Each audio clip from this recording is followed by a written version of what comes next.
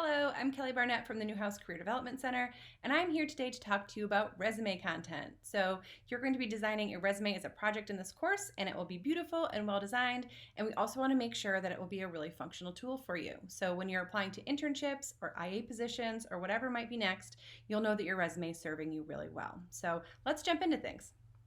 Okay, so here we have a resume. It says Sophia Lee at the top. You might be wondering, who is Sophia Lee? She's pretend. We made her up just so we could show you what a resume should look like. But you'll notice we see her name very easily at the top of the page. That's fantastic. We need to know whose resume we're looking at immediately. The word mark that you create for this class will be fantastic in helping to brand you, and that's a really good thing. That's a good use of space. When it comes to your name, you don't have to use your legal name. If you go by a nickname or something else than what might appear on your birth certificate or a passport or something like that, that's fine. This is not a legally binding document, but what you do want to do is make sure that you're being consistent. The name that's on your resume should be the name that is on your LinkedIn profile, should be the name that's on your portfolio website. So be consistent there. As a rule, people want to know what to call you, what you like to be called, so use that on your resume. At the top there, you'll also see contact information. Having a physical mailing address is a good thing. It shows that you have housing. Right now, we might be doing things more remotely, but in the future, when you're applying to things, you want to use the address that's going to be most relevant to the thing you're applying to. So if it were here in Syracuse, using your campus address. If it was back home, using that address. If you have a friend or a family member who lives in a city where you're applying to things and you know you could crash on their couch, you could even put their address. Sometimes companies look at local candidates first, and again, it shows you have housing. That's an appealing thing to an employer. Next, you'll see your cell phone number and then an email address. You probably have more than one email address, so pick a professional one. Professional is usually your name, maybe some numbers if necessary in there. Your SYR email address would work here, but sometimes people prefer a Gmail, something like that. That's also appropriate. So looking at this resume overall, you'll see there's 4 sections. 3 of those you must have: experience, skills, and education. And we'll go one by one through what each section needs to have, but that activity section is optional. You do not need to have it. Our industry dictates that we have these 3 sections though, so make sure that you have those on your resume. So let's start with that first one, the experience section. If we zoom in here, you'll see that the experience section is very tidily laid out. Each experience is its own little chunk, and they all have the same criteria in that header line. They all have a title, an organization, a location, and a date. You need to have the title, the organization, and the date. Locations are optional. It's nice if you can fit that in there. If not, don't worry about it. You should always lead with either the title or the organization. You need to use the same formatting throughout, but it's up to you which one you list first. I would look at your organizations and your titles and say which one is more attractive to future employers or which one shows a certain skill set, and lead with that. This person has a very concise resume in that they've put all of this header line information on one line. If you're trying to fill the page, you might have your title over the company, and then the right side of the page have the date over the location, and then go into your descriptions. That would use up an extra line per experience. Also, bulleting formatting will change the amount of space that you take up. This, again, very concise. It's a running bullet. They're only using that little bullet as a bold point for people to skim through between phrases, and it looks nice and tidy because there's a space on either side of each of those bullets. However, if you have space to fill, don't use running bullets. Use those vertically aligned bullets. Those are the easiest to skim, and that's usually where we recommend everybody starts. But at some point, you need to kind of compress things to fit more things on the page. You need to have a 1-page resume until you have about 10 years of experience. So that's going to require that you kind of finagle stuff a little bit as you go through your time here and into your career. Looking at descriptions of experiences, if we start with that first one, account management intern, excellent. Sometimes students will just write intern for their title. Don't do that. Always put a descriptor in front of it. That helps with making your page skim friendly. That's what a resume has to be. No one's really going to read every single word except for us. For you, the student who's writing it, and me, somebody who might be reviewing it. But an HR recruiter or somebody at a company, they're really going to skim through. So if you write account management intern, that tells me a lot in one glance. Looking at the descriptions underneath, each of these phrases, and they're phrases, not sentences, so we don't put periods at the end, each of these phrases starts with a verb. If it's something that you're still doing, you might have some mixed tense, like this first experience. Shadowed, that's done, that's in the past tense. However, conduct, brainstorm, those are present tense. If it's an experience that's still going on, you might have a mixed bag like that. However, things that are completely done in the past, everything should be in past tense. So internships are an obvious fit for experience, so are jobs. But what might not be really obvious is using coursework as experience. Look at that second entry there. You can use coursework as experience when you're helping to fill in a hole. What I mean by that is when you think about the skills that you possess and then the skills that your resume is showing. Is there a gap there? Do you have a skill that your resume is not showing that you possess? If that answer is yes, then you probably want to think, hey, do I have a course that can help me show that? So this person is using a media planning course. Fantastic. If this person goes on and they have an internship where they're doing media planning work, that internship is going to kind of check that skill set box for them. And so they can take this course off at that point when they put that internship on. However, in the meantime, it's a great way to show, hey, look, I've done this experience. Hands-on experience is the single most important factor in hiring. So it's really important that you do that kind of self-inventory to make sure that you're showing off all the great things that you can do. And it's also why experience is our first section. This is a weird thing for the communications industry. We put this thing first. Other industries, for the most part, start with education. But you do want to lead with experience. Trust me on that. Other types of experience, we're very flexible in terms of what we consider as experience as an industry. So internships and jobs, pretty obvious. We talked about coursework. You also might have on-campus work. You might have volunteer work. You might have something that's your own endeavor. Do you have a lawn care company? Do you write a blog? Do you do graphic design work on the side? Any of those things could be experience. You put them in the experience section. It's totally appropriate. It shows the different skill sets that you have. One way to make sure that your experiences are really robustly described is to make sure that you're including numbers when you can.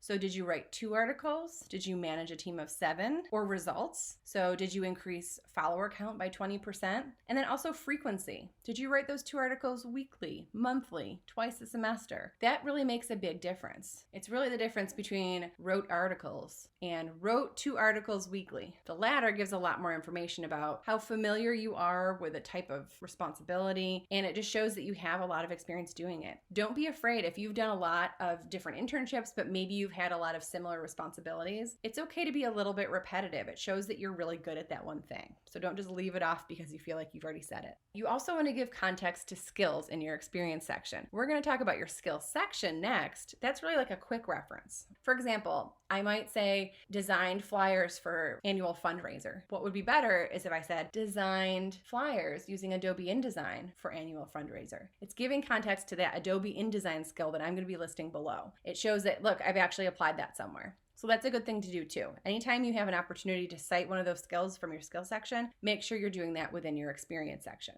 I do also want to note the importance of relevance when it comes to experience. So usually when you think about listing experiences on a resume, you think about how you go backwards in time as you read down the page. That's a pretty traditional format, so the most recent thing is at the top of the page. However, with communications, relevance is very important. What you'd want to do is look at your experience before you apply to anything and say, for this thing that I'm applying to, what is the most relevant thing on my resume? Maybe it's that digital sales manager. That's on-campus experience, but that's the thing that's most related to what you're applying to.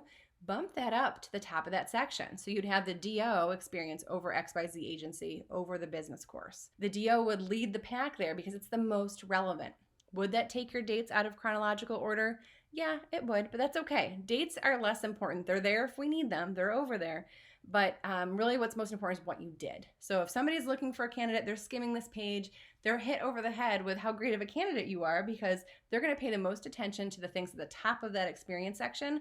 So you want to make sure you bump up things that are more relevant. You also want to do the same thing with any bullets within each experience. Look at the things that you did. What is the most relevant thing to talk about first? So just do that little assessment before you apply to anything. So that really sums up experience. Let's move on to that skills section.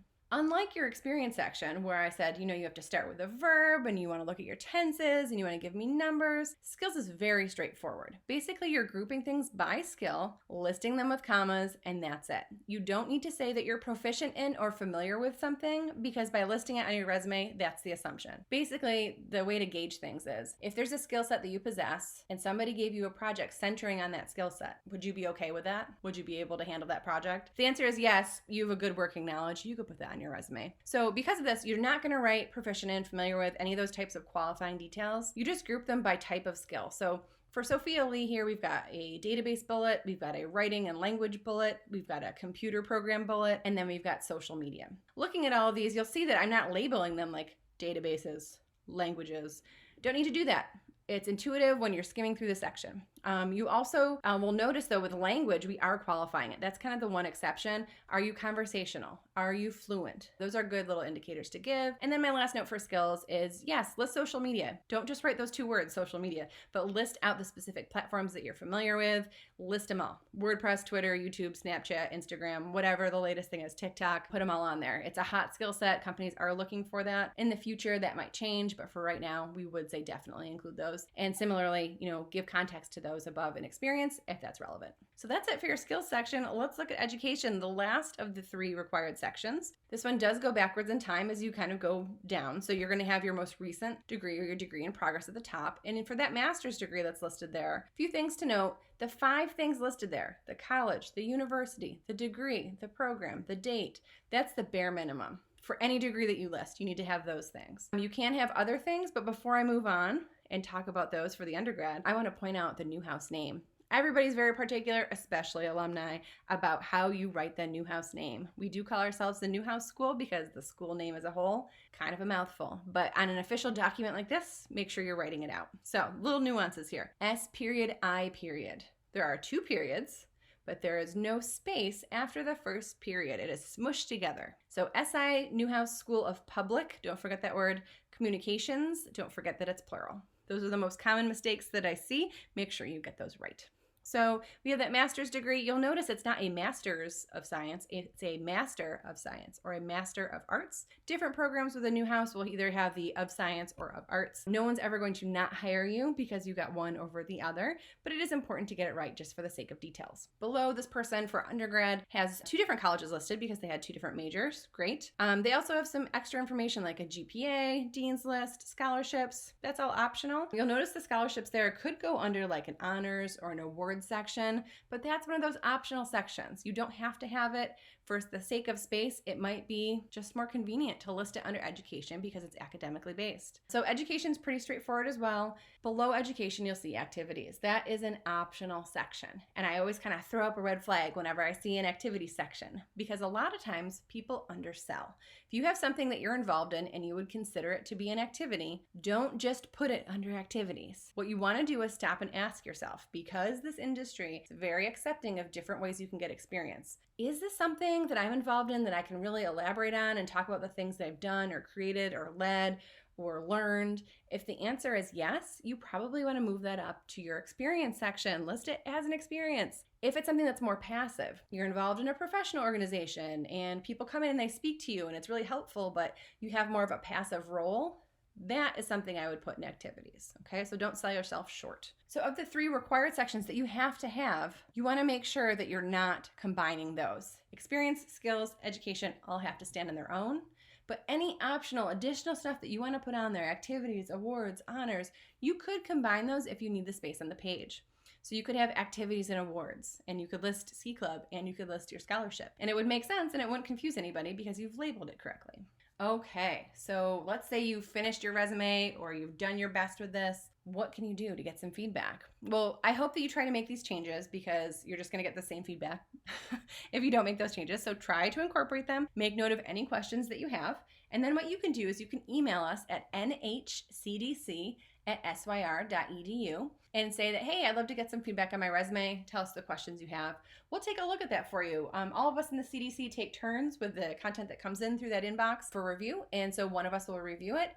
We're usually pretty quick. It depends if there's a deluge. It might take us a little bit longer, but usually definitely tends to be within a couple business days. So we'll email you back with our review of that. And if you want to resubmit, you can do that again. There's no limit on how many times you can submit your materials for review. We also can set up an appointment. During the summer, you can email that same email address, nhcdc@syr.edu, and we can set up an appointment, set up a time to talk. We also have drop-in hours that you will get emails about. And during the academic year, you'll also be able to set up appointments via Handshake. But more information to come on that. I hope this was helpful. We really look forward to working with you and seeing those resumes soon.